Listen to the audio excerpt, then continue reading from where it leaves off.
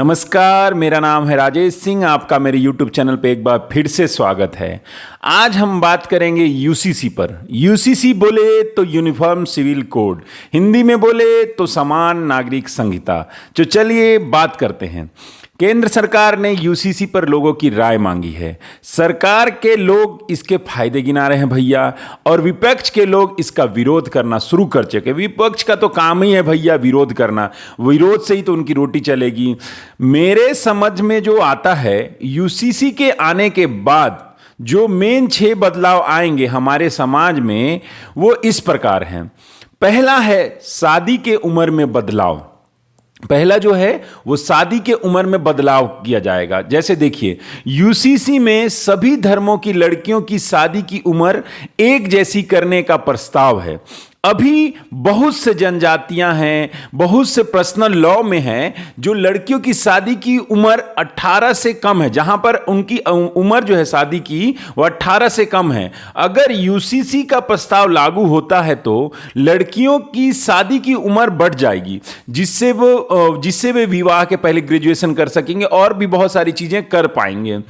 दूसरा जो मेन इसका फंक्शन होगा वो विवाह का रजिस्ट्रेशन करवाना अनिवार्य करना होगा। देखिए भैया, अभी हमारे देश में चाहे कोई भी जाति का क्यों ना हो, चाहे वो हिंदू हो, मुसलमान हो, सिख हो, ईसाई हो, जैन हो, उन सभी के लिए शादी का रजिस्ट्रेशन करवाना अनिवार्य नहीं है।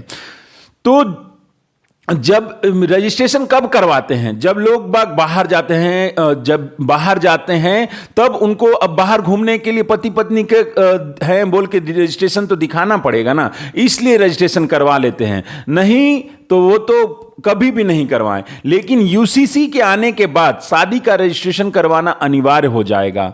अब तीसरा पॉइंट है बहुविवाह पर रोक।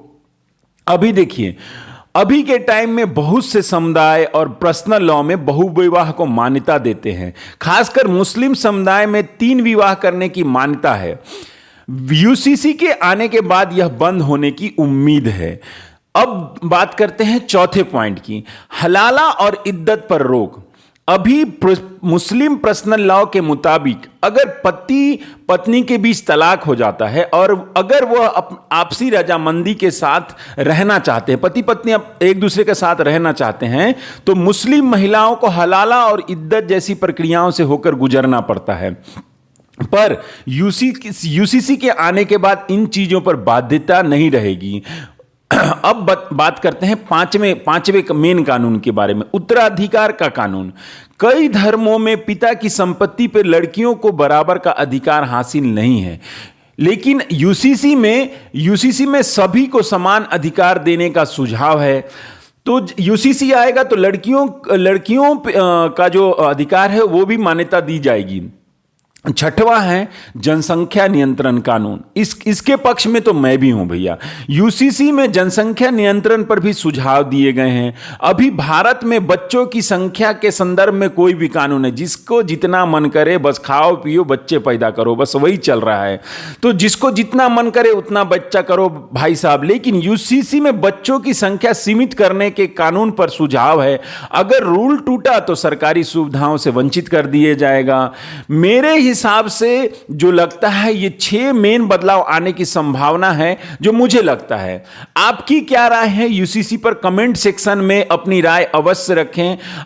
लेकिन मेरे को जो जहां तक एक बात और लगता है, देखिए, जब एक गाना है हिंदू मुस्लिम सिख ईसाई हम सब हैं भाई भाई, तो जब हम हिंदू मुस्लिम सिख ईसाई भाई भाई हैं और एक देश में रहते हैं तो एक कानून तो होना ही चाहिए। ये मेरी राय है पर्सनल, देश हित में।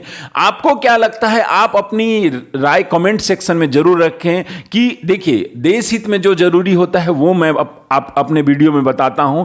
आपको क्या लगता है? आप मेरी राय से सहमत हैं कि नहीं? क्योंकि ये लोकतंत्र का देश है और यहां पे हर कोई अपने राय रखने के लिए स्वतंत्र है। आपको क्या लगता है? अपनी राय कमेंट सेक्शन में रखें और बताएं कि यूसीसी आना चाहिए या नहीं आना चाहिए। यूसीसी हमारे देश के हित में होगा या नहीं होगा। मिलते हैं नए टॉपिक में नए वीडियो के साथ। तब तक के लिए जय हिंद, जय भारत, भारत माता की जय।